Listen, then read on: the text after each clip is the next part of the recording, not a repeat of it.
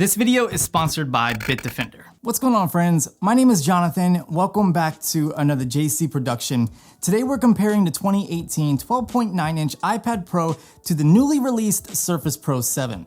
Both of these devices are excellent when it comes to portability and performance. However, each excel in different ways. So let's put them head to head, beginning with the configurations and pricing. The Surface Pro 7 that I have is the Core i5 model with 8 gigs of RAM and a 256 gig SSD, which comes in at $1,199. This can be configured up to a Core i7 with 16 gigs of RAM and a 1 terabyte SSD for $2,299. Of course, to get the full experience of the Surface Pro 7, you need to add on the new Surface Pen for an additional $99 and a type cover for an additional $160. This brings the total to $1,457.99. The iPad Pro that I've been using is the 256 gig model with cellular. However, for this video, we're going to compare pricing with the non-cellular model since it has zero impact on specs and performance. The 256 gigabyte iPad Pro comes in at $1,149 and can be configured up to a 1 terabyte model for $1,549. Just like the Surface Pro 7, if you want to get the most out of the iPad Pro, you need to add on the Apple Pencil for an additional $129. Additionally, you'll need a keyboard, and there are plenty of options for keyboards, but if you want to stay with Apple, the Smart Keyboard cover is going to set you back an additional $199. Personally, I suggest getting the Bridge Pro because it not only provides a better typing experience, but it's cheaper, coming in at $169. However, for the sake of this video, we're gonna compare original OEM accessories against each other. The total price for the iPad combo is $1,477.99 if you choose to use the Smart Keyboard cover, making the iPad Pro actually more expensive than the Surface Pro 7. Cosmetically, both the iPad Pro and the Surface Pro 7 look on point. The Surface Pro 7 is made of magnesium, while the iPad is constructed of aluminum, both of which are unibody designs.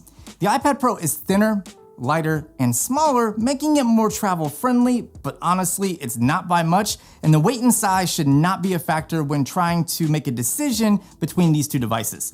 In terms of usability, the Surface Pro 7 has a built-in kickstand, and when combined with the type cover, gives tons of flexibility with angles and various typing positions. Not to mention, the kickstand is part of the Surface Pro 7, which means you can disconnect the type cover and angle the SP7 ideally for using the Surface Pen. In comparison, the iPad Pro needs the Smart Keyboard cover in order to be angled or propped up, and unfortunately, it only offers 2 viewing angles. The Surface Pro 7 utilizes the same magnetic mechanism as previous iterations for attaching the Surface Pen. The iPad Pro also uses the same concept for the 2nd gen Apple Pencil. However, the difference is that with the Apple Pencil, it charges when attached to the iPad Pro, and the Surface Pen uses a replaceable battery. I'll get more into usability and functionality differences between the Apple Pencil and the Surface Pen later on in this video. The port selection on the iPad is pretty simple, and to break it down, it's literally a single USB-C port. Oh, and the smart connector on the back, which outside of the Smart Keyboard cover, I don't know anything else that utilizes it. The Surface Pro 7 is better in terms of port selection since there's a USB-A and additionally a USB-C port. There's also a 3.5mm headphone jack and a micro SD card slot on the back underneath the kickstand. For charging the Surface Pro 7, it still uses the proprietary Surface connection, which once connected offers an additional USB-A port on the charging adapter. Of course, both of these devices can be expanded using various USB-C docks and adapters for SD cards, more USB-A ports, etc. In terms of specs, the iPad Pro is rocking the A12X 8-core processor with a 7-core GPU and 4 gigs of RAM. The 1 terabyte model does come with 6 gigs of RAM, but honestly, I'm not sure how much of a difference that would really make. The Surface Pro 7 is powered by a 10th gen Ice Lake quad-core processor, which happens to be Intel's first U-series 10nm processor with a base clock of 1.5 GHz and turbo boost up to 3.7 GHz. It has 8 GB of RAM and uses an integrated Intel Iris Plus GPU. In order to test performance, I did several things. The first of which is running Geekbench 5 on both the Surface Pro 7 and the iPad Pro. The iPad scored 1,114 for single core and 4,685 for multi-core, while the Surface Pro 7 scored 1,203 for single core and 4,372 for multi-core. Of course, synthetic benchmarks are not the tell-all be-all, but before we move on to like video editing, photo editing, or gaming, understand that these machines really are not meant for gaming or heavy video editing. If you're doing casual edits for YouTube, social media, or maybe family videos, I think you'll be fine. That said, the iPad Pro can edit 4K video easily using something like LumaFusion.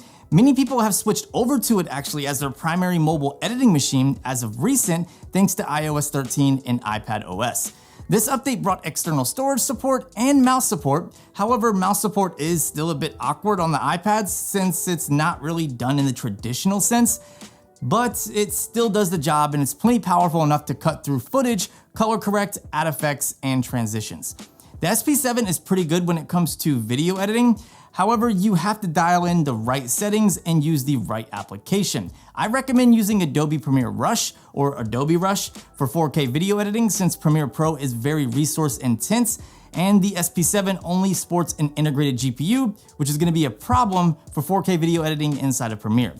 That said, if you're editing 1080p, Premiere Pro will be just fine. Moving on to photo editing, both the SP7 and iPad Pro are excellent. The iPad Pro offers tons of apps like Pixelmator, Lightroom, Photoshop Express, Retouch, and a ton more. The SP7, however, can run complete desktop apps like Lightroom, the full version of Photoshop, Affinity Photo, and more flawlessly. Both the iPad Pro and SP7 can utilize their paired styluses or pens to accomplish these edits, but the SP7 also has a built-in trackpad on its type cover for full mouse support, which is definitely a plus when it comes to editing. When it comes to gaming, neither of these devices are going to give you anything close to the experience you would get from a dedicated gaming PC or console. That said, you're able to game on both in their own respectable ways. Despite the SP7 not having a dedicated GPU, it can surprisingly play plenty of desktop games in lower settings. I was able to play League of Legends, Diablo 3, and Overwatch, just to name a few.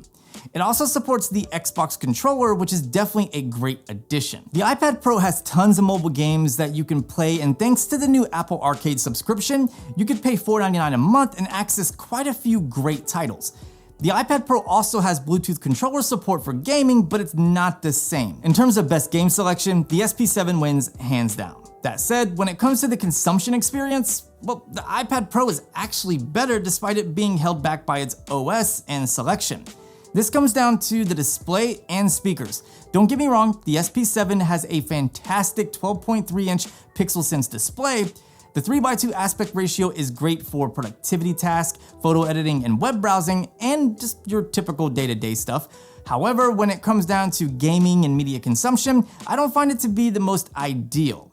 Also, the SP7 has pretty large bezels. The iPad Pro has a 12.9-inch display and a 4:3 aspect ratio, which I find to be much better for content consumption. Not to mention, it gets a little bit brighter than the SP7 and goes up to 120 Hz using ProMotion, which looks excellent during gaming. The speakers on the SP7 get pretty loud and sound good with minimal distortion at max volume, but they're not as good as the quad speakers on the iPad Pro, which sound incredible. They get extremely loud, pack plenty of dynamic range, and have minimal distortion even at max volume. When I was a little boy and told people I was going to be a comedian, everyone laughed at me. Well, no one's laughing now. You can say that again, pal.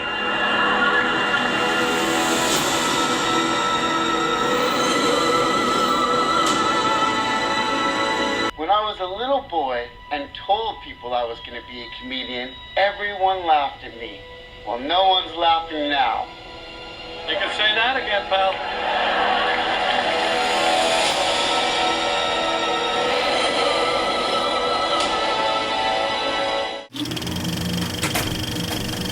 Bitdefender Total Security 2020 is an all-in-one anti-malware suite that prevents viruses and other malware from infecting your computer. It protects your device from cybersecurity threats and improves system performance. Not only does it work with Windows and Mac OS, but it also supports iOS and Android. Things like theft prevention, website scanning, and a built-in VPN are just a few things that Bitdefender Mobile Security is capable of. Bitdefender Total Security comes with webcam protection and a microphone monitor, so you never have to worry about people gaining access to things that they shouldn't. If you combine the benefits of mobile security, webcam and microphone protection, plus the built-in cyberbullying and online predator protection, you have top-of-the-line protection for your entire family, including your little ones. For more information, including a free 90-day trial to Bitdefender Total Security and mobile security, click the link down in the description. For productivity work, including typing up documents, emails, and multitasking, the SP7 takes the cake here. The iPad Pro is getting better for sure, but between the amount of gestures you need to remember in order to run apps side by side, to the limited amount of third-party apps that support full functionality of these features, it's just not as good as the SP7. The type cover keyboard is also night and day better than the smart keyboard cover on the iPad Pro. It provides more key travel, backlighting, a trackpad, and is spaced out better for faster typing. The new Surface Pen has been improved and has increased sensitivity, tilt for shading, and reduced lag, which honestly is hardly noticeable. When compared to the Apple Pencil, which in my opinion has set the benchmark for lag input, it's really close, and I don't think anybody's gonna be able to tell the difference. I think the Apple Pencil might be a little bit better in terms of lag, but it's very minimal. I like the ergonomics of the Surface Pen better and prefer the clickable button over the skinnier design of the Apple Pencil with a touch-sensitive area. On the other hand, I like the fact that I can wirelessly charge my Apple Pencil just by attaching it to the iPad Pro, and being able to see the battery percentage inside iPad OS is really nice. Other things to consider with each of these comes down to cameras, security, and battery life. The iPad Pro is basically using the same cameras as previous generation iPhones, which is to say they're really good. The Surface Pro 7 isn't bad by any means. In fact, they are some of the best cameras I've personally seen on a Windows laptop, but they're still inferior to the iPad Pro. When it comes to security, the Surface Pro 7 uses Windows Hello facial recognition, while the iPad Pro uses Face ID. Both work great, however, Windows Hello tends to struggle more in poorly lit situations, whereas Face ID works the same regardless of lighting, plus it's also a little bit more secure. In good lighting, however, the Windows Hello on the Surface Pro 7 is pretty fast. In fact, it's faster than the iPad Pro. In terms of battery life, I would give the edge to the iPad Pro ever so slightly, but it's only by a hair.